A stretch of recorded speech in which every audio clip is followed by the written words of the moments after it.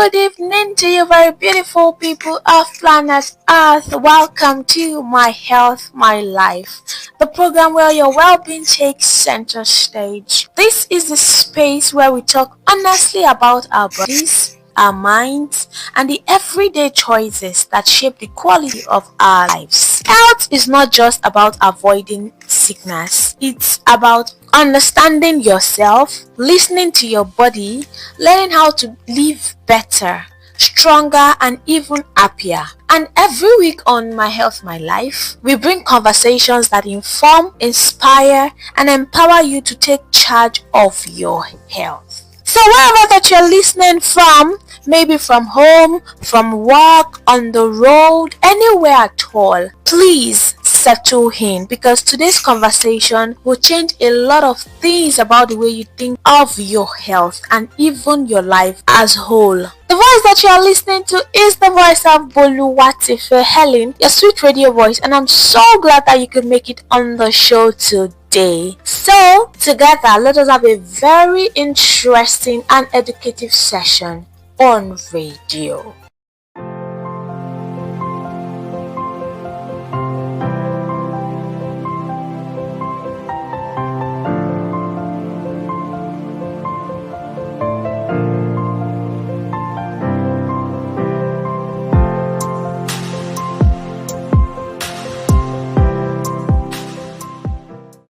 Like you know that on the show we always have two segments. We always have the segment which is the first segment where we either debunk a myth as false or we claim it as true.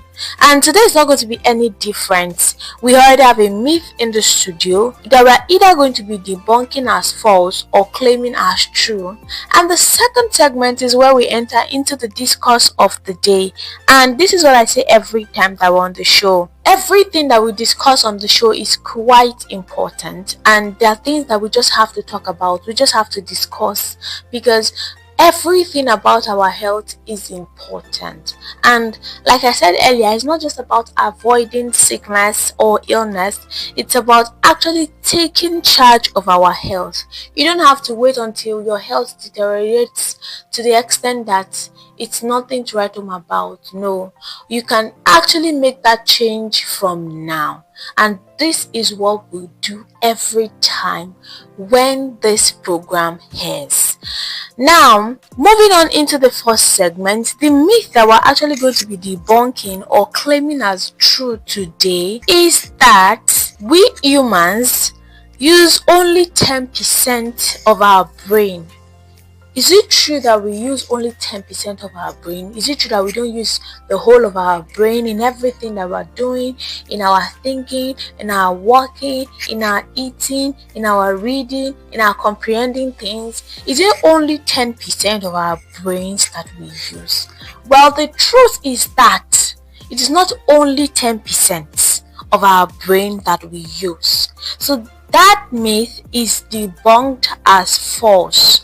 It is not only 10% of our brain. We use the all of our brain when we do all the things that we do. And this is shown by the scans that is conducted on the human brain. It shows that every activity across almost all areas of the body is what the brain is involved with. And the brain consumes a significant amount of energy, about 20% of the energy. Now imagine something that is just like 2% of the body weight. It's now consuming 20% of energy. So you should know that it is not that it is only 10%. If it's only 10%, you should not consume that kind of energy.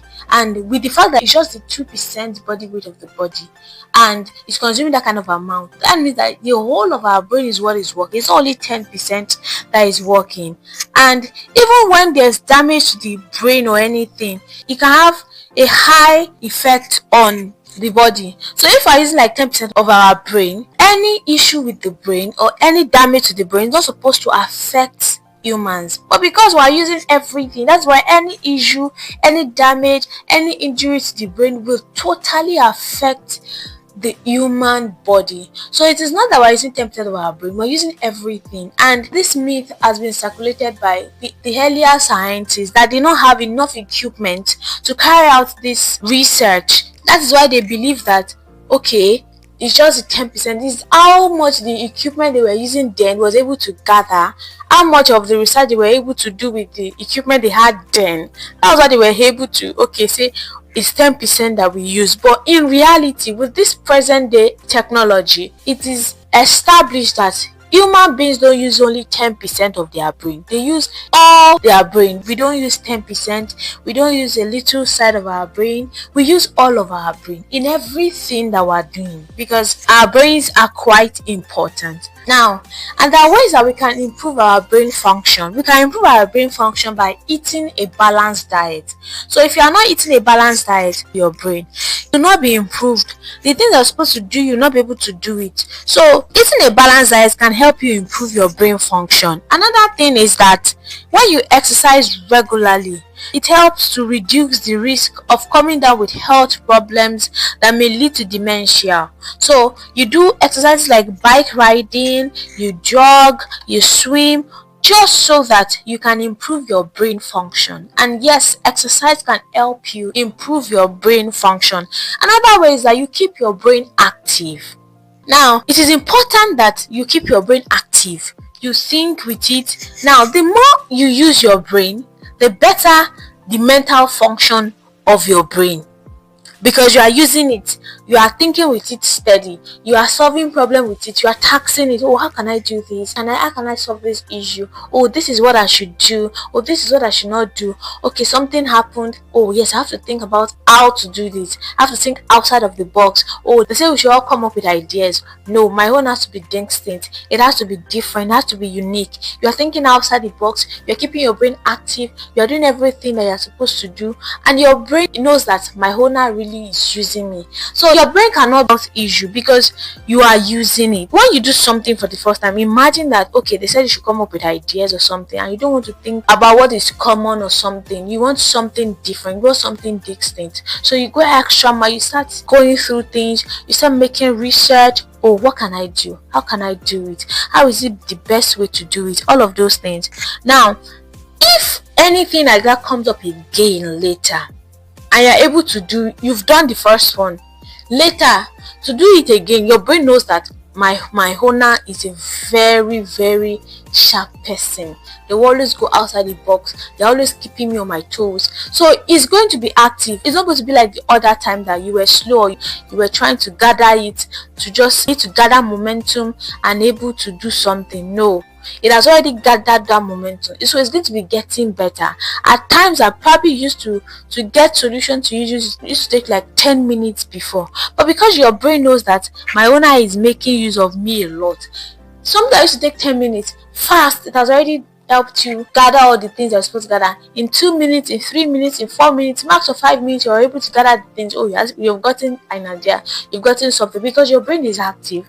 The more you use your brain, the better your mental function is. That is just how the brain is. So you have to keep your brain very active.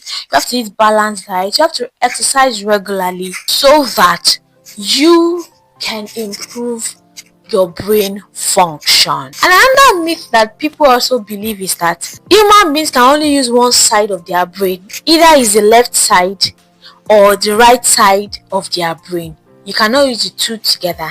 Some even believe that people with right brain side are more creative than people with left brain side, and people with left brain side are more logical than people with right brain side. Well, all of these things are actually not true. Of course, there are hemispheres in brain, but it is not that one side of the brain is what is used. No, a healthy human being uses both sides of their brain. The both hemisphere is what they use in functioning. So it's not like because he's using right brain, that's why he's more creative. Because she's using left brain, that's why she's more logical. No, a healthy human being uses both hemispheres. Of course, these hemispheres have different tasks that they do.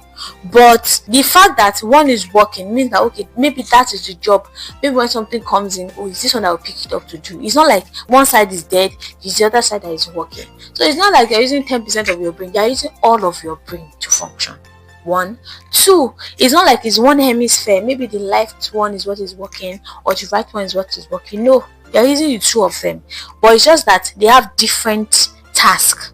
If something comes in now and your brain says that okay, it's for the left hemisphere to tackle, it's going to go there, it's going to tackle it. This another one comes in, oh, this one is for the right hemisphere to tackle, this is the task that is assigned to this right hemisphere to do, or it's the right hemisphere that will do it. So it's not like one side is left is dead, it's the right that you're using, right is dead, it's the left. No, you're using both, only that their tasks are different. What one is doing is different from the other. If you need creative thoughts, okay, you may go to one side. If you need innovative thought, you may go to one side. If you need to be logical in some things, you may go to one side. That's just basically, so you're using all parts of your brain. All parts of your brain is what you are using. You're a complete human being, unless you're not a healthy human being, unless something is wrong. That's why it's okay for you to go for checkups, go see your doctor, let them check you through if they notice anything. But if you are healthy, you use both sides of your brain, use all sides of the hemisphere of your brain. That is all on the first segment of the show, where we have debunked the myth that only 10% of your brain is active or is what you use for your daily activities. If you are just joining us, this is My Health, My Life, the program where your well-being takes the center stage, the program where we prioritize a healthy lifestyle.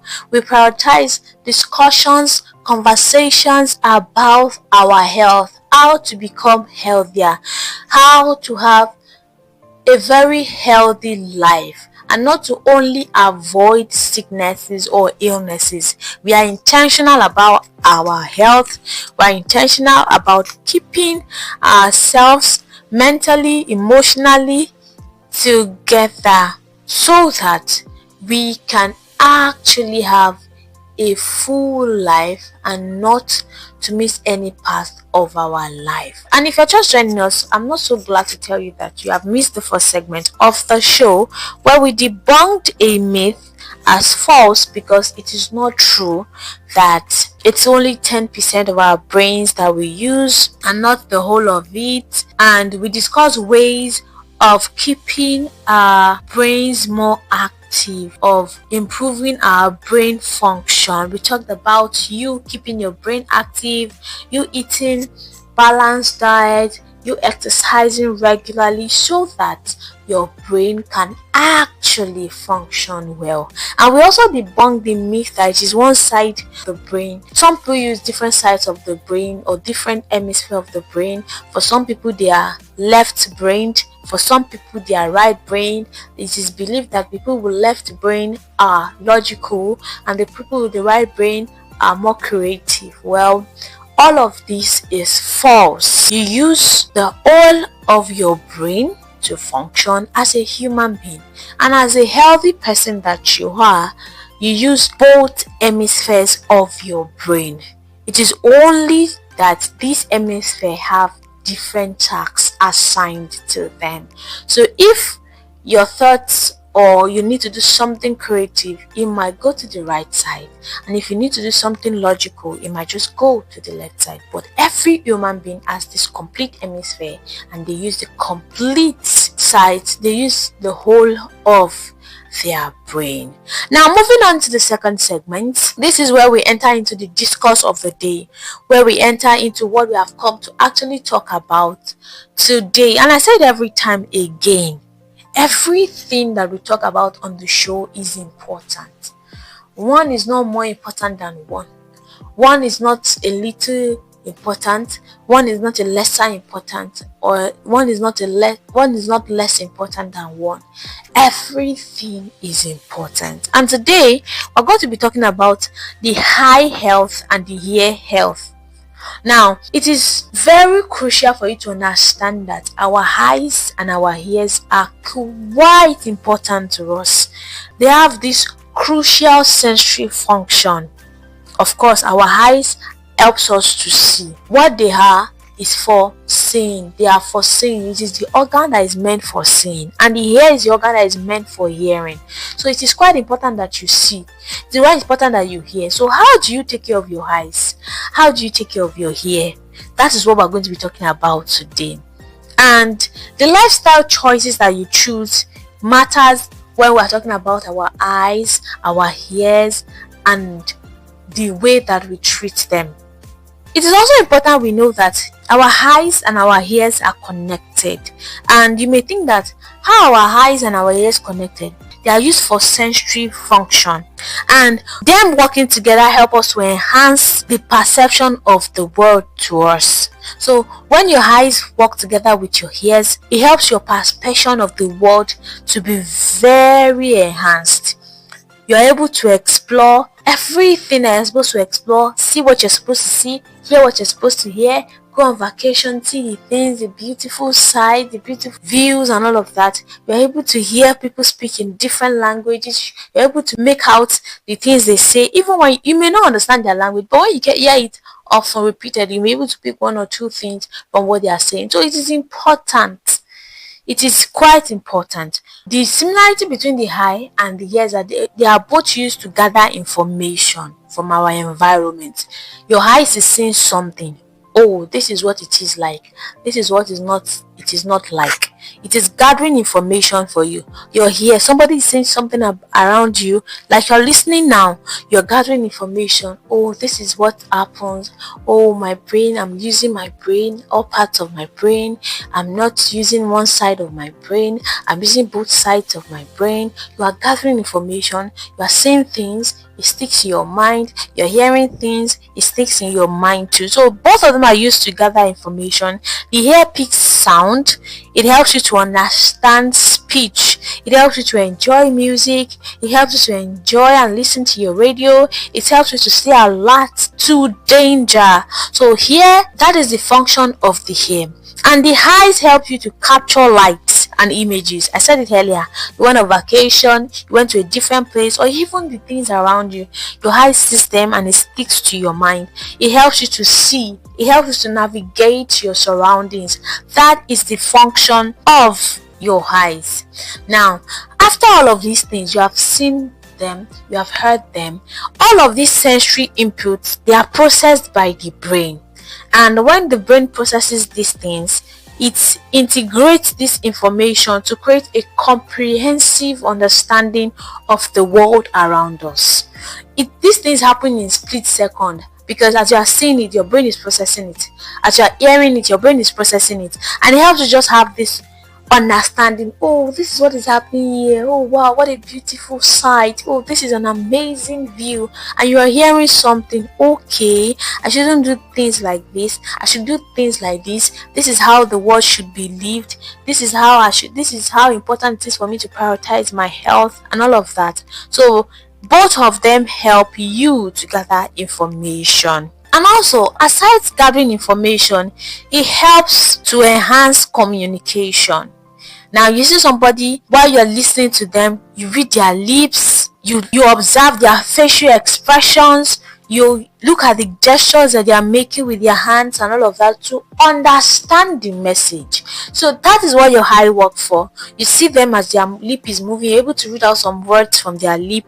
As their lip is moving, words are coming out, your ear is hearing it. Their facial expression, or something, they're happy, they're sad, they are grumpy, their face is giving away every emotions that they are feeling. You are seeing that. Even the gestures that they make with their hands are moving fast as they are talking, they are doing this. It just means that your eyes and your ears are working together to actually understand that message that is passed. And that is why it's important that you maintain the health of both your eyes and your ear. Now, when you maintain the health of both your eyes and your ears, it helps your overall well-being. Imagine that you have issues with your eye. You will not be able to function properly.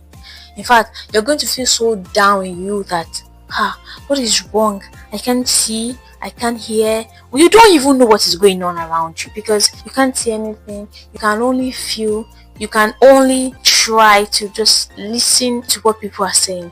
In the case of your ear, of course, you can't hear anything. You can only probably feel the energy and all of that. So it is important that you take care of your eyes and your ears so that your overall well-being will be perfect. And how can you do this? You can regularly have hearing health examinations and you can have your eye checkups so that it can help you to detect any problems early. And when you detect these problems early, you'll be able to allow for timely intervention and treatment. And you go for regular checkup or regular screenings. You check your vision, you check your hearing so that you can detect these problems early. And also you should control your blood pressure and diabetes, because if your blood pressure and diabetes are not controlled, they can have impact on these your senses. You have to stay active too. You have to do regular physical activity so that your eyes and your ears can benefit from it. And when you notice any issue, you should actually take prompt action on it, because when you take prompt action, it helps you to maintain your overall quality of life and independence, because as you age, some things may want to come on board, and when you notice these things coming on board, you're able to tackle them quickly, you're able to tackle them fast, so that you don't be at the losing side or the losing end. Also, you should limit noise exposure to your ears. Avoid prolonged exposure to loud music or machinery. When you see that somewhere is too loud for you, plug in your headset or your earpiece so that it can help you to minimize the noise that is entering into your ears. You can actually plug it in and not listen to anything because that environment is already loud. You don't need to use loud thing again in your ear, listen to loud music or something. You can just plug it on so that it is kind of covering, serving as a protective covering for your ears, so that the noise, probably went to a concert or something at a factory, the noise of the machineries is too loud. You can just plug in your headset or your earpiece so that the noise does not get into your ears. Not that you are going to be playing another loud music in your ears. You can just, so that you can just use it to block out all the noise. Another way is that when you notice anything, probably you have itching in your hair, you have ringing in your hair, quickly go see the doctor. Go for regular checkup so that all of these things can be gotten early. Also, for your eyes, you can protect your eyes from the sun. You can wear sunglasses so that you can block the ultraviolet rays from entering into your eyes directly. You can take a break from digital tools. It's not every time you're on your phone, it's not every time you're on your laptop, it's not every time you're watching TV. Take a break, at least 20 minutes break. Every 20 minutes, take a break. A 5-minute break, a 10-minute break, but make sure that at least you're taking break. And if you're the kind of person that you work with your system and all of that, wear glasses so that it can block out the rays from entering into your eyes.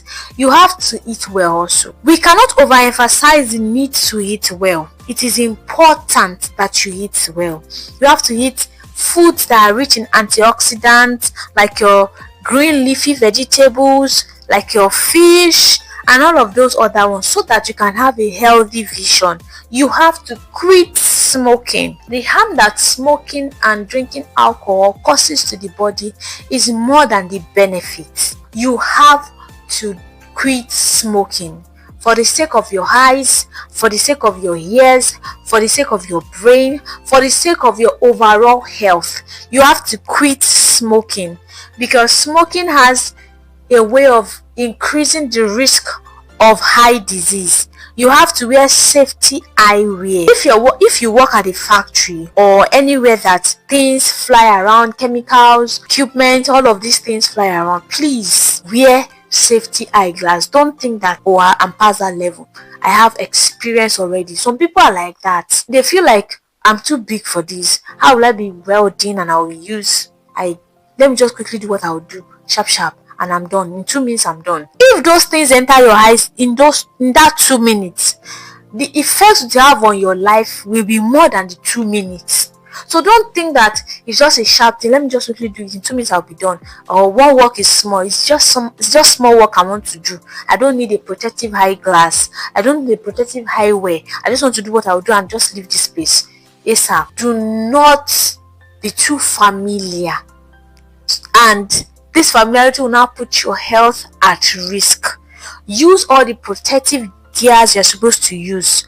Wear your overall, wear your eyeglass, wear your gloves, plug in your headset or your protective hair wears, so that you don't come down with excuses. Because if these things enter your ear or enters your eyes, the effect it will have, it might be a lifetime thing. So please, every part of your body is important, so that we don't have issues with our eyes or with our ears. Is why we're discussing this.